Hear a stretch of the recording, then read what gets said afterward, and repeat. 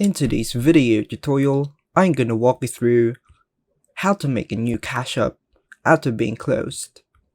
To begin, ensure that you are either utilizing a VPN or you have already altered the region in your app store, as I am unable to access it from outside the United States.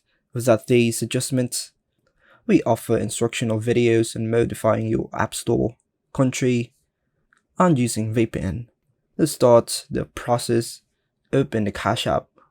Upon opening, you'll be presented with a screen that looks like this. Your first step is to sign out, followed by creating a new account using the same details as a previously closed account. Next, tap on your profile in the upper right corner, then scroll down to locate the support section. Within support, scroll down again using your new account, access the support section, and send them a message detailing to use the previous account. Make sure to include your cache tag, link phone number, or email address, and they will respond to you at their earliest convenience. That's all for now, folks. Thanks for watching.